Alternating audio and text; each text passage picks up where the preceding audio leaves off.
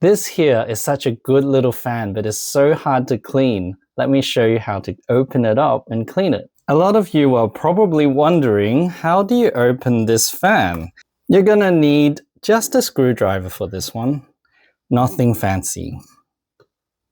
At the back here, you'll actually see, if we turn it upside down, that there is a screw right here. Very tricky and hard to see.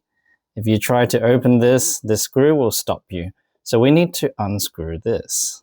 And now we're going to go to the front and we're going to put this flat like this. And at the bottom, you can see that there is a little nodule. This is not to tell you to pry it open. You need to twist. So if you turn it counterclockwise this way, the whole piece will come off. And once you've turned it, you can easily take it off. And you can now start cleaning it. You can see here on the inside that these are little grooves. Many grooves on each section here.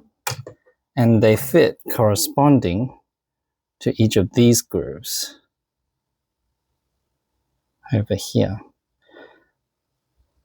So to put it back after you've cleaned it, all you have to do is find that little notch, which is here, over here, and then it will be facing the bottom of the fan. So if you have the tag here, that will be the top. And once you find the groove, you just place the groove on each other like this.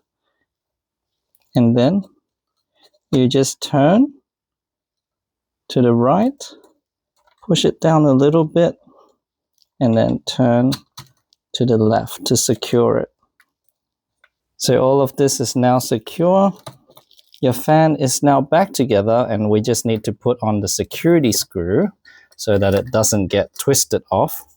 Unless you want to clean it all the time, you could probably leave it off. And we just need to screw that back on and we're good to go. But a lot of people find it really hard to clean because the instructions don't tell you how to open it up. But there you go. Now you know how to open it up to clean it.